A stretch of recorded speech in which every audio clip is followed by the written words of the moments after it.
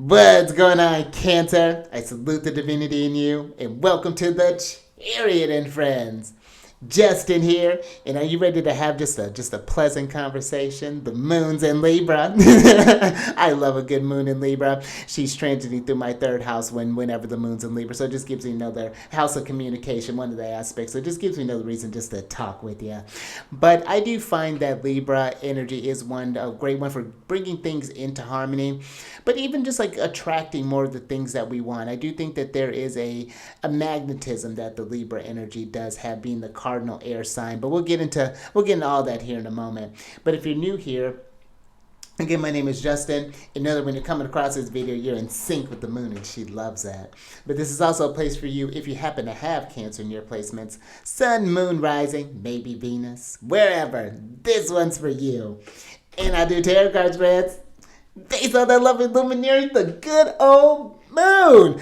I mean, I've had, not yesterday, but like the two prior days to that, nothing but moon. Just like when I mean, she was just like, one, she was right outside of my window. The other time I had to go outside, but she was like right above my place.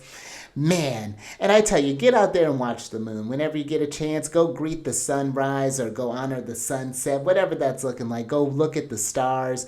Maybe you'll see Jupiter. But really, get out there. Astrology and all of that, there's more to that than just the observing of just like the chart. You got to look up at the sky and really feel these things. So I think that's very important. But I'll talk about what sign she's in, what phase she's in, and especially when she's going void of course, because that's going to be happening during this cycle, or during these couple of next while the moon's in Libra, just all those lunar shenanigans. And just so y'all aware, this is a general reading, not a one-to-one. So take what fits into your story, discard the rest, and everything will be dope, Cancer. Let's jump into it, because I'm feeling good. We got another little kind of auspicious lineup here, because depending on when you're watching this, happy Venus Day, and how appropriate for with the moon being in one of the Venus ruled signs. But Venus is associated with Fridays, and I find that Venus days are a great day for one, just really just kind of taking care of yourself, doing some really nice things for yourself, having a self-care day. These are days where those are my shaving days. Venus Day, if I can catch it during a Venus hour too, I'll try to make that happen. Now, that doesn't always happen, but even too, like I do when I'll do like these sort of like rites, like Orphic hymns for Aphrodite on a Venus Day during Venus hour. So usually it's like around like sunrise when I happen to catch that. So that's another way of working with Venus Day. But I do find it today to just to go out and just appreciate, because Venus, when we're talking about relationships, it's more than just like relationships with people. This can be your relationship with food. Go try a different food. Maybe you've never had Indian food before. Maybe you've never had Lebanese food, or maybe you've never had American food, or maybe you've never had whatever, Australian food, whatever that's looking like. Like, indulge yourself. What's your relationship with your taste? How have your tastes changed? What's your relationship with different music? Maybe explore a different genre. Maybe hear a song that you really like, or maybe you go to like a concert, things along those lines. Maybe you go see a different genre of movie. Maybe it's been a minute since I've been to a movie. Maybe I go to a movie. That's a great way to spend Venus days. But I also think too, one thing that I personally like doing is thinking about what is my relationship with Venus. As far as like where is Venus that I have natally. What happens when I go to like a Venus return? When Venus is conjunct my natal Venus, what is that looking like for this next cycle here? You can get a lot from these things, and like how do I relate to Venus transits? What does that look like? And definitely, if you have a night chart, you want to know what Venus is doing, because Venus is going to be your number one benefic. She's really given in a night chart, where Jupiter always gives too, but Jupiter's stronger in a day chart, where Venus's effects are more stronger in a night chart. So that's just a little something extra for you. But let's talk about the lunar shenanigans, which just so happens to talk about Venus shenanigans, Venusians, and whatever. On the 14th of March, the moon is going to enter into Libra at about 11:59 a.m., and that's going to be Pacific time, and she's in the waning gibbous phase. Now, the waning gibbous is that time after the full moon, where we're doing that. How was that full moon for you? I tell you, like, I'll get into all that in a moment. But very insightful things that I personally got from this eclipse. Here's some things to be thinking about. But the waning gibbous is about that reflection time. Like, okay, we got this insights. Either we're celebrating and we're carrying things forward, or we got some like, oh, okay, this isn't how how I wanted things to manifest, so I'm going to change some things. This is a time of readjustment, reorientation, just kind of because there's been a lot of energies been going on this month. And we have another eclipse that's going to be coming up here soon. So this is a time to just, I find with the waning gibbous, to just to get grounded, just to get back, okay, like how can I get centered with all the things that I was trying to get up in the air with, the stuff I'm trying to start with, the stuff that life's trying to start, just all of those things. I find that could be a great way of working with the gibbous. But when we're talking about just Libra energy, they're, like I said, they're ruled by Venus, and they are the cardinal air sign, so they're associated with the thoughts. They're active or young in nature. And I find that Libra, you want to pay attention to where your thoughts and things are, where you're initiating from. If things have been feeling out of balance, this is a great way to pay attention to when the moon's in Libra, how your feelings affect your speech and your thoughts and the initial actions that you do that maybe throw you maybe even more out of balance. And it's just like, how can I get things back? And it's hard to keep things in balance, because when one thing happens, another thing happens, and it's a constant balancing act. That's the blessing / challenge of Libra. But I do find, like, when you get that steadiness, there's almost this contract with chaos, or that Libra signs, and they're bringing everything into order. There's this honoring of the fluctuation, which, with how the moon fluctuates, I think that this is why I like the moon in Libra, because this can help make sense of the moon cycles and understand what you're feeling and how to tip those scales to feeling more regulated, especially if the mind has been running a bit rampant as of lately. Doing some nice things for yourself, listening to some music, like I said, or maybe doing some art, doing just some things that you find pleasant, that you would consider Venusian. That's a great way of self-expression. That's why I think it's a very Venusian thing, I think, to do, and something you can. And I think that is an important thing for Libra too. Even though they talk about being the signs of relationships, they get a lot of that thrown at them. But it is the relationship starts with yourself, and needing to know who you are and where you're coming from before, you go out to others and then projecting other things. So that's just something there, I think, to think about with the moon in Libra.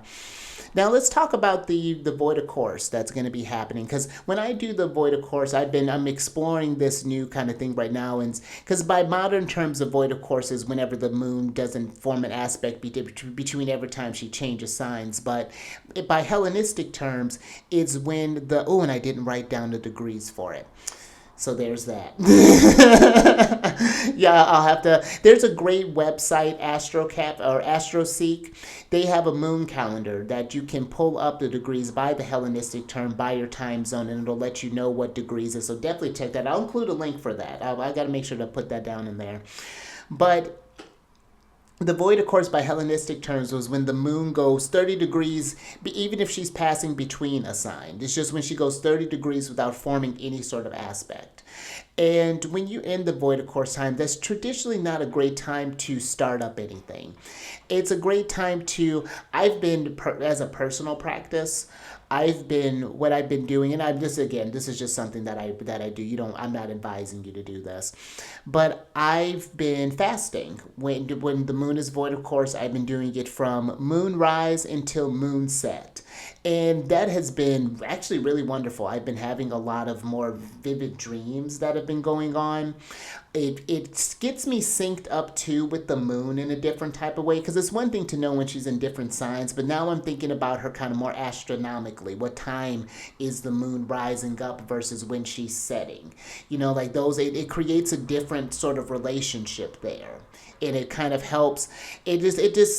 this is doing something for me, so it's just something I think too, but it is a great time to do some inner work, some self-reflection, because when you think about it, the moon's not receiving any sort of energy from any of the planets, and that's a long time. She's going to be void of course from Sunday the 16th of March, and it starts at about 2:52 a.m., and again that's Pacific time.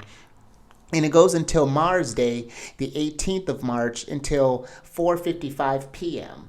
So that's a good little chunk of time there that the moon is not having any communications with anyone, and so I think that is also a time why it's great to get in touch with yourself, because you can filter out the noise.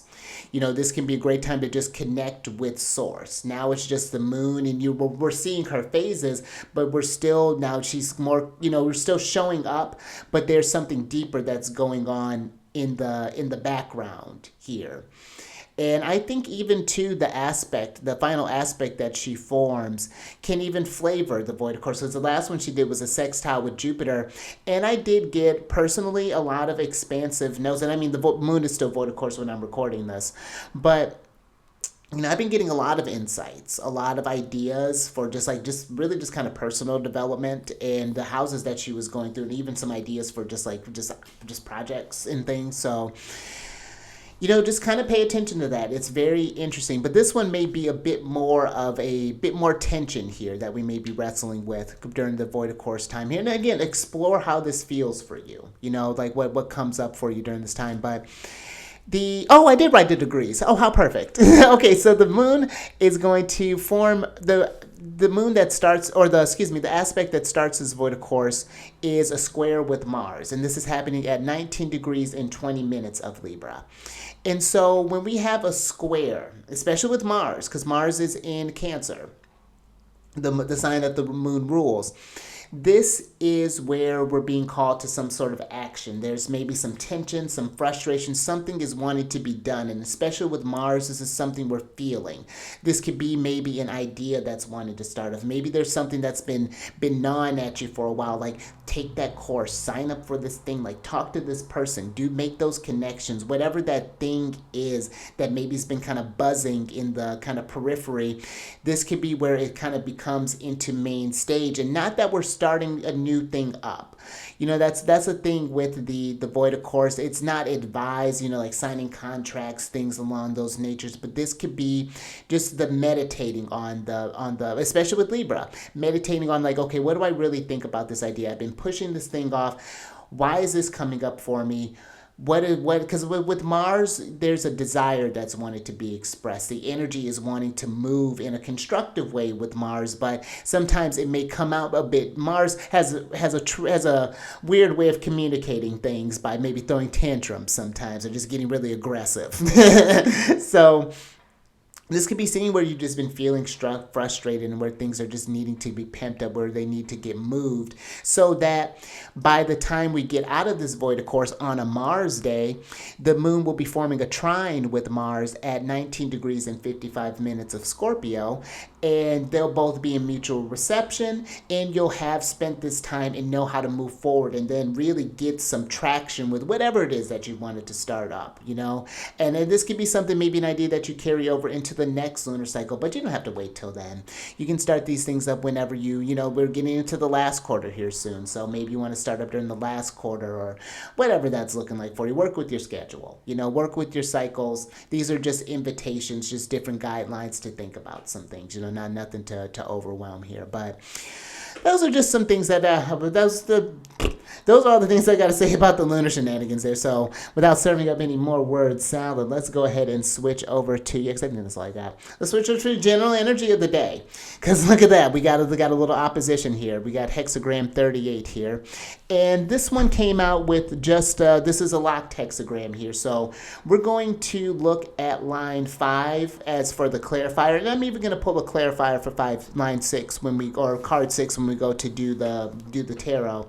But with this hexagram, when we get a locked hexagram, things are pretty locked in place, and we're just kind of going through the story and looking how are the themes translating in our lives here. But this hexagram is fire over lake, and so you already see that opposition there, the fire versus water. There kind of reminds me of the Queen of Wands and the King of Cups, because they're both, one's the watery part of fire and the other's the fiery part of water. But this hexagram speaks about a flame set upon a lagoon.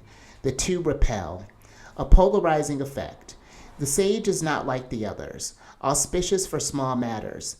Two sisters live in the same dwelling, but there is estrangement between them, a wall that divides.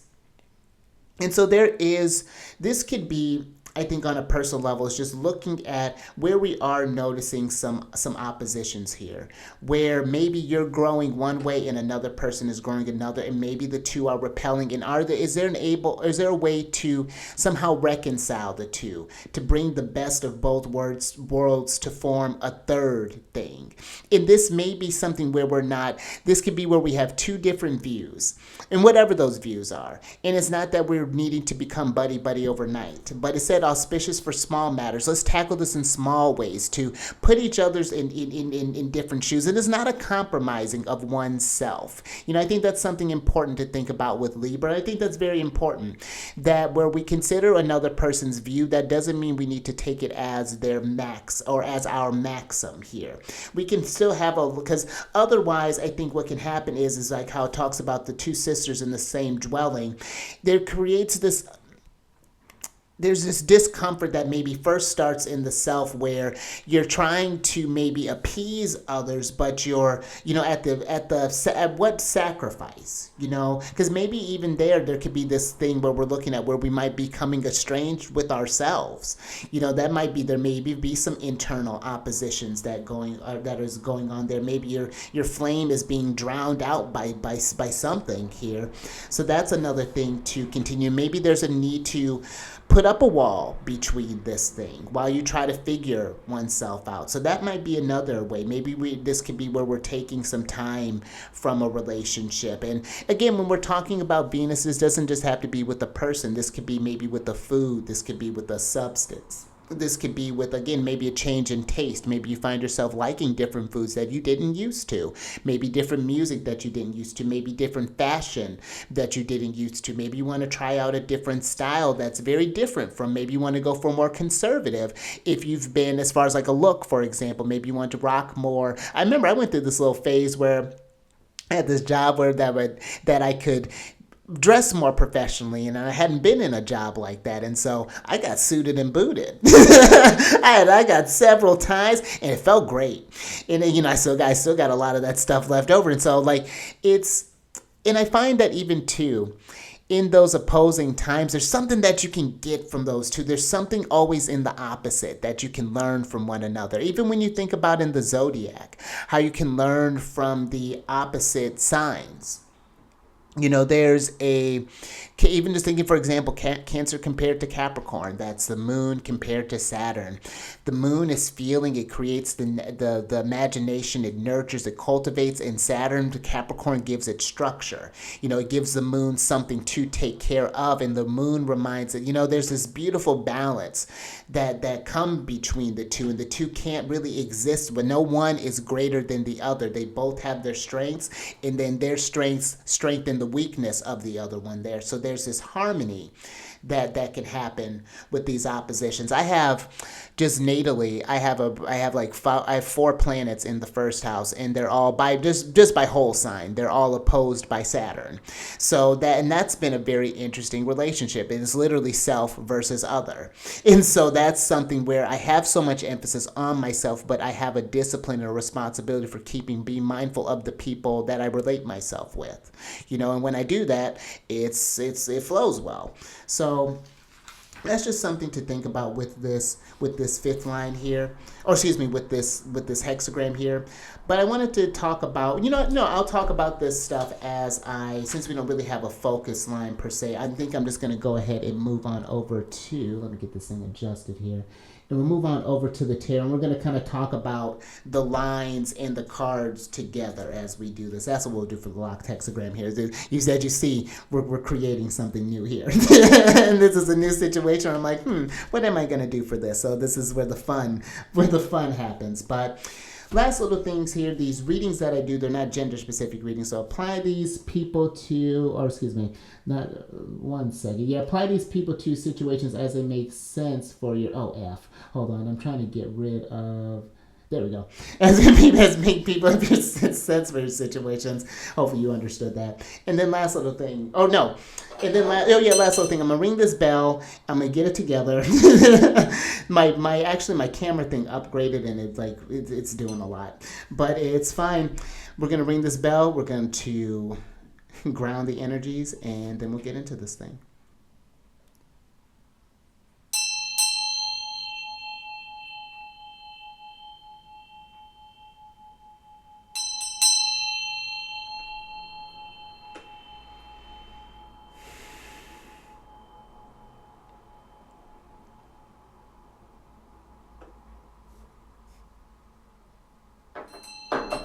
All right.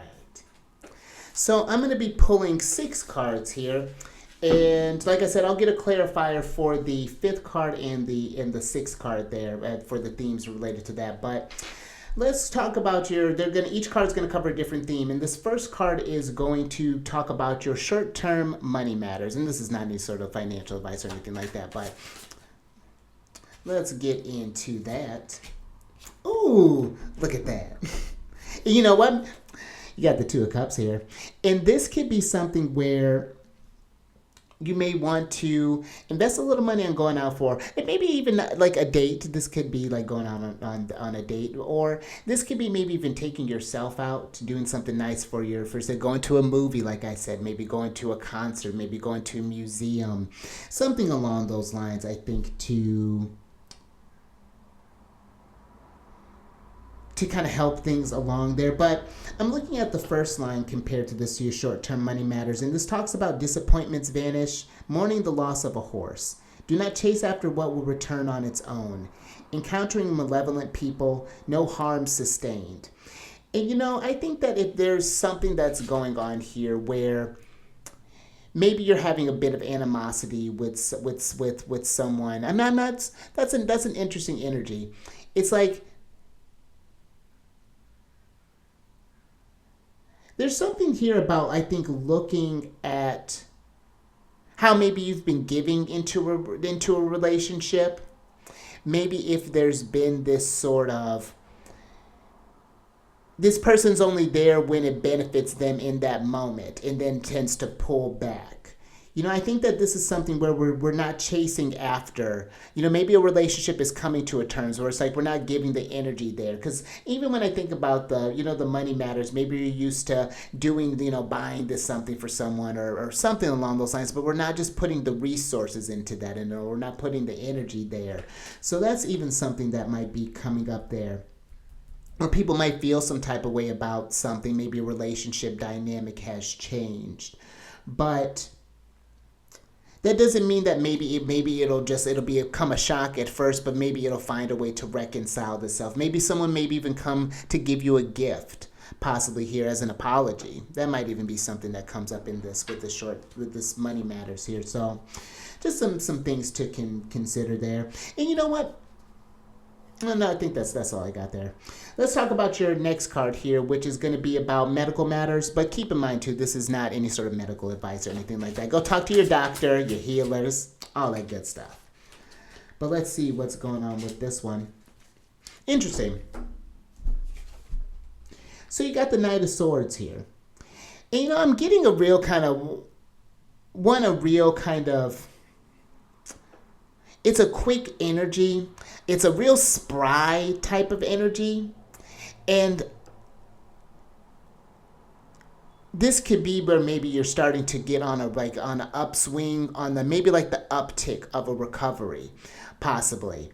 And now this is we're thinking about the things that we're wanting to do. This could be a feeling of just getting out there and feeling the air again. That's one energy that's coming through there. But I do, I'm thinking about, I'm getting a picture of the Rider White Knight of Swords. and how the figure is like going up a horse going up a hill and kind of charging forward there. And maybe this is figuring out a game plan for a certain idea. Maybe this is partnering up with someone, talking about, okay, what are going to be some of the short-term things that I need to look forward to? Maybe we're getting a game plan for like, okay, after this, we're going to go to physical therapy. It's going to look like this sort of timeline. Really kind of tackling things sort of head on here is what this Knight of Swords is giving me. But I think it's something here about being mindful about not, because the Knight of Swords can be a little combative.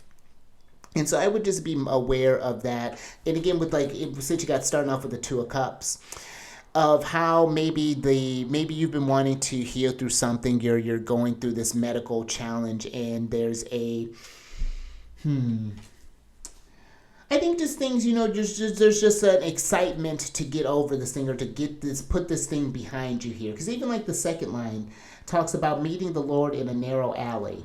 There is no blame, no harm sustained. So maybe there's something here where maybe you come across a little harsh, or come a little faster. Maybe even this is someone else who's wanting to help you through this. Like, okay, let's like, after you do this, you want to get this thing, get you moving back, and you just want to rest for a little bit.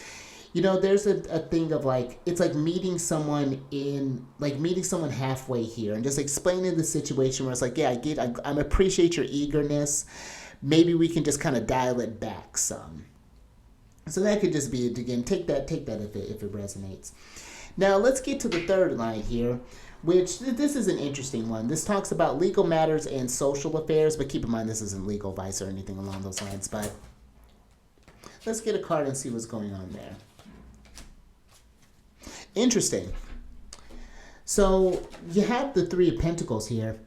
And one of the things that I'm getting is putting your stuff on display with the Three of Pentacles. These owls here are examining these pentacles. This one is like really kind of just showing them off there, showcasing your work. And if you don't have any work to display, this could be thinking about what do you want to start up? What are some things that you want to get off the ground? Again, maybe there's something that you've been doing this one thing, but there's this other side of you that's wanting to express itself, that polarizing effect there.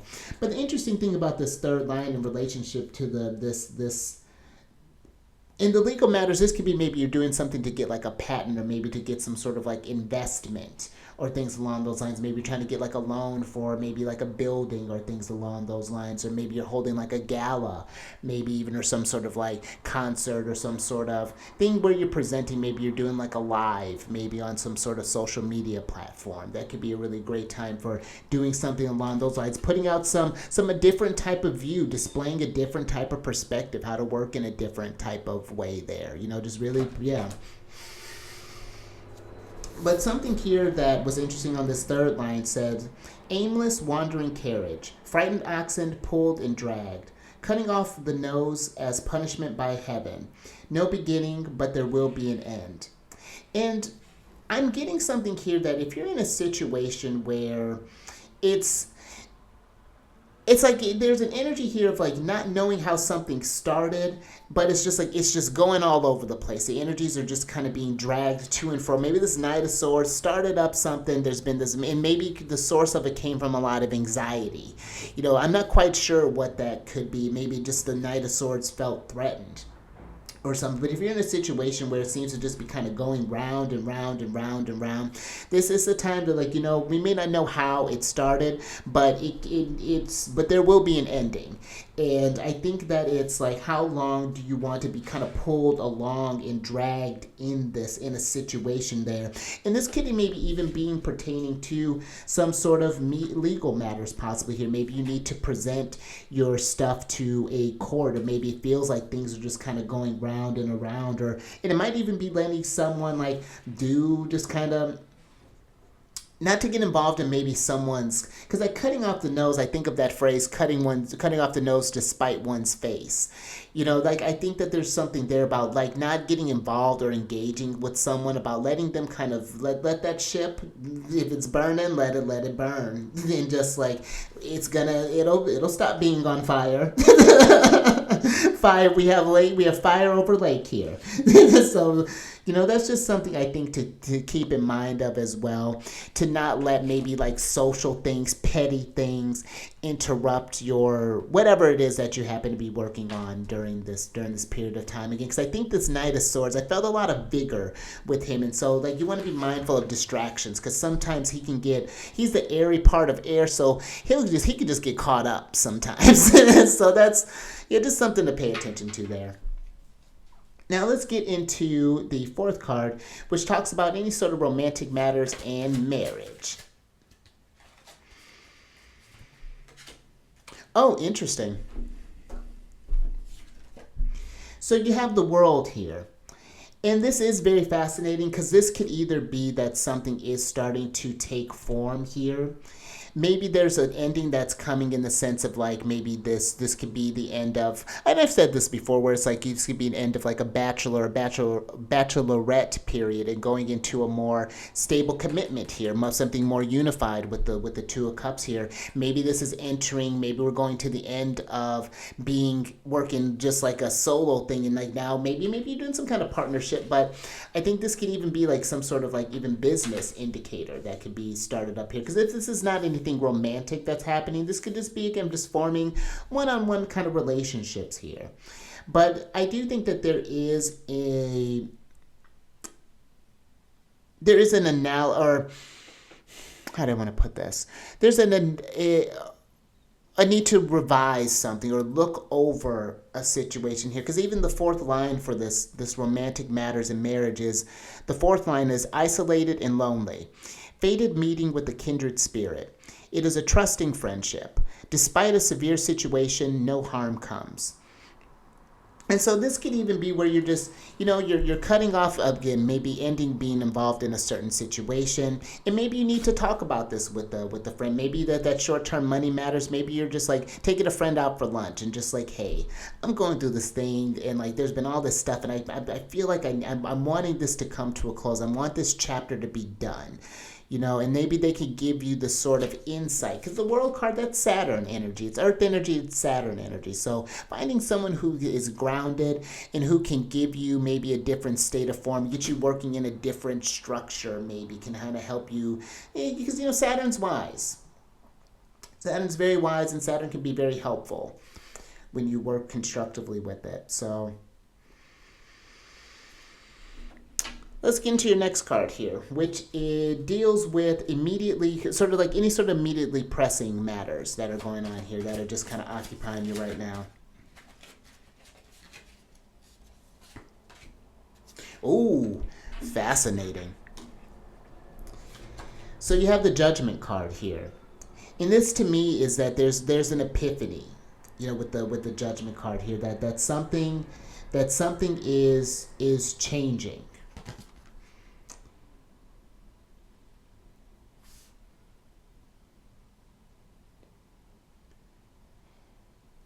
But I think this is something that you're gonna need to take the initiative on this change. It's like even though you get this epiphany here, if you keep going back to the same cycle, it's just going to keep, nothing's gonna happen. We're just gonna keep having these annoying revivals. And so that's what I'm really kind of getting with this Judgment card. Let me get a clarifier with that. Yeah, get some details with this. Libra! You got the Justice card here. And that's where I feel like, to me, this is, especially going back to that sort of legal affairs, legal matters, I think that this is something coming to a close here. This is justice being solved, especially on an earthly matter. I think that this can be presenting your case and, just things come and then just letting the facts tell themselves. That may be something that's coming into view here, but something I think is needed, because that's a lot of double, major clarifying a major. I think that there's this, and again, the Judgment card is fire, represents the element of fire, and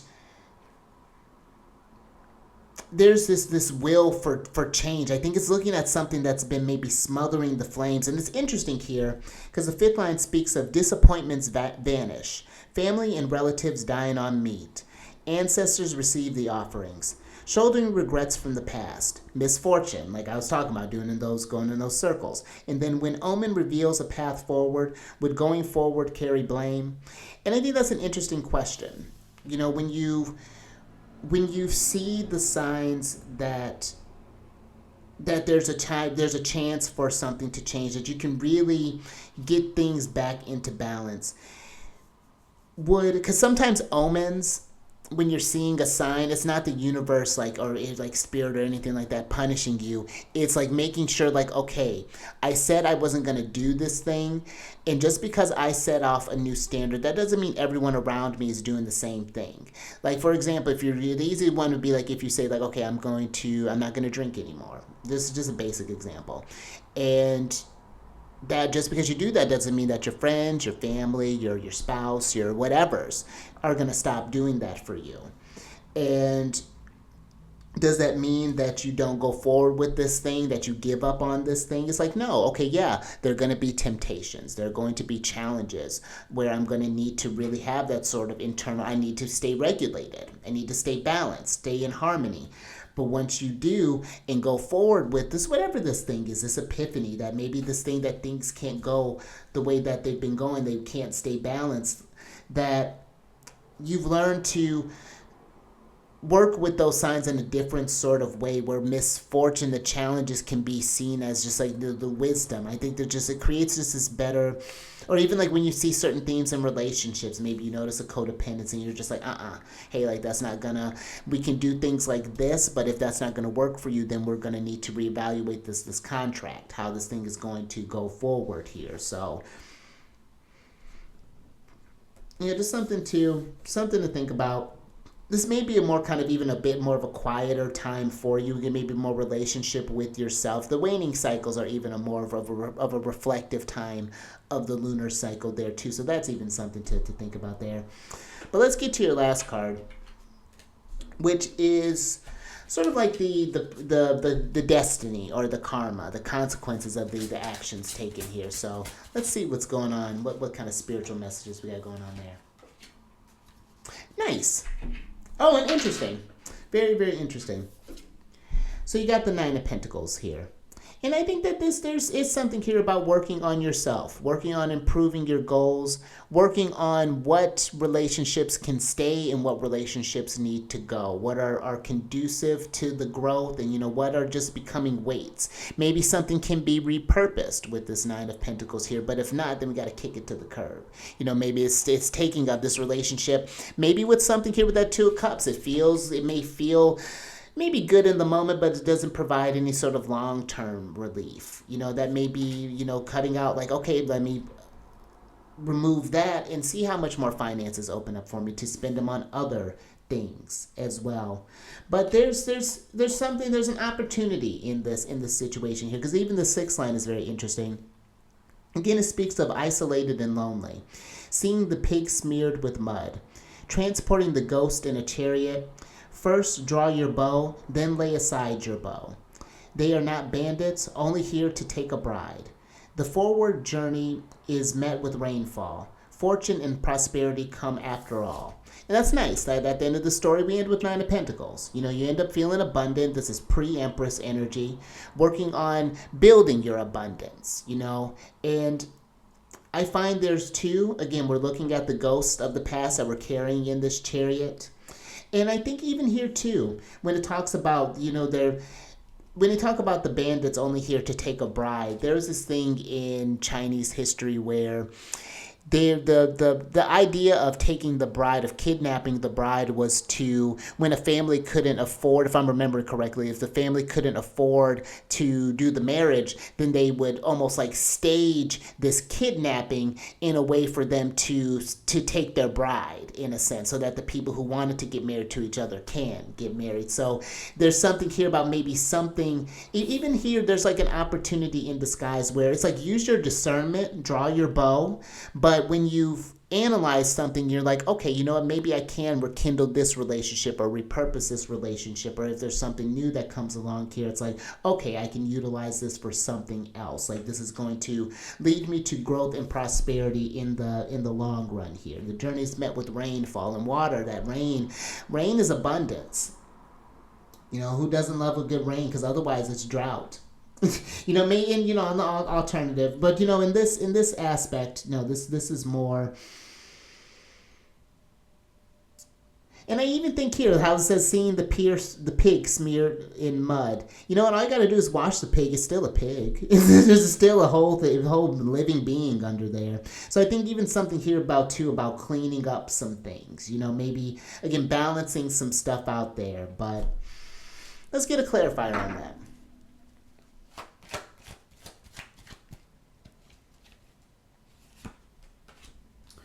Interesting. I'm with it. You know what? You got the Nine of Swords in reverse here. And this may be taking a moment, and maybe you had to do like, it's like, maybe you had to do like a breakup, for example. You got out of a long-term thing, and now you think like, oh my gosh, like what am I doing? How am I going to build by yourself? But then you start to do it. You know, at first it seems like it's going to be like this is a bad idea, but then you go, keep going. And another day passes, and you're just like, and then rain. You know, you think you're in the desert, and then, oh my gosh, was that rain? Like, and then there's something about that sense of relief, like that first sign from spirit that you're on the right path, like that this is the answer there. You know, that's what this kind of energy is giving me, this freedom from maybe, and then even more of a confidence that's coming into oneself here. That's interesting. This is kind of this interesting dynamic here. You got Venus and Mars energy with this Nine of Pentacles or Nine of Swords to the Nine of Pentacles here. So, yeah, something there with that.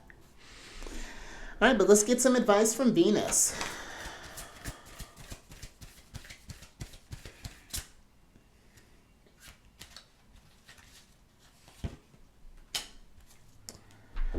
All right, so you have the Five of Wands here, and let's go ahead and switch over.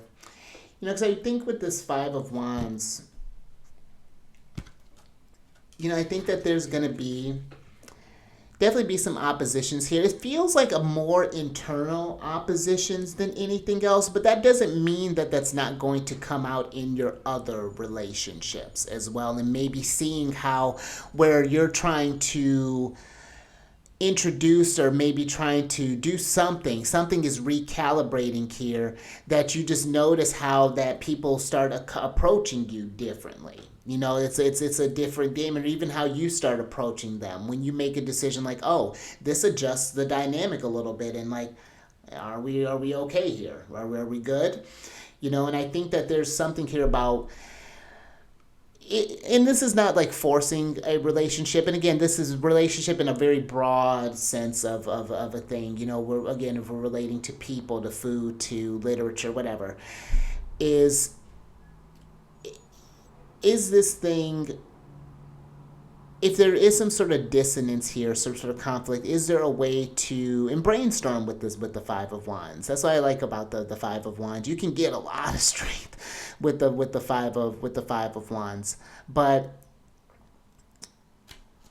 I think there's a thing to looking at. You're looking for some more maybe constructive solutions about how when you, even thinking about an opposition with like the full moon, that expectations during the new moon versus the reality with the full moon, you know, and how you think you're going to do this thing, and how when you go out there and do this thing, how life intervenes in that, and how that molds into the chaos, you know, and how that changes the form of things. So, yeah, very, very interesting energy that's coming up here. But I think that's all I got for you. So if you like that, if anything resonated with you, give it a thumbs up. And share this if you know somebody who would get some nuggets of wisdom from this. And subscribe there, you world. Hit that bell button. Subscribe, world. Hit that bell button. Get notified on all these videos each day. And then last little bit here, and I'm going to shuffle for your surprise card or cards here. But if you want to know what's going on with the other celestial bodies, down in the description box is a link for my other channel, Alchemist 8, where I do just that, and you can follow the transits. And if you want to also find out, I was like, what else do I do over there? I have these series that I'm doing where I'm talking about different planets and different signs and different houses. So, and I'm just kind of doing them arbitrarily. Like I have these dice, 12-sided dice here. I roll them and Spirit tells me what we're talking about. Well, speaking of Venus, we're talking about Venus next. So in Aquarius, but different air sign. But yeah, that's there for you as well. So let's get into your surprise card here. And I love it. Got a bit of divine guidance here. I don't think that's the first time you got in divine guidance. And I would say here,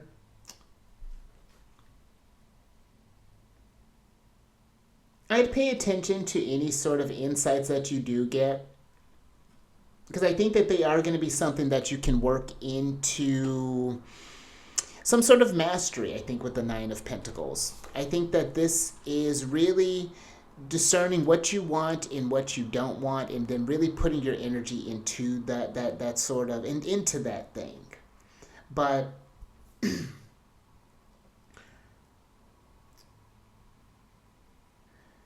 there's going to be a change in how things are balancing out. It's going to be, it may seem like a lot more, I think, than what's actually going on. And again, don't let me tell you about your experience, but I think that there's something bigger that's happening with this divine guidance here. Something in the long run, something, world. We're thinking on a world view here, and that's you perched on the world. So,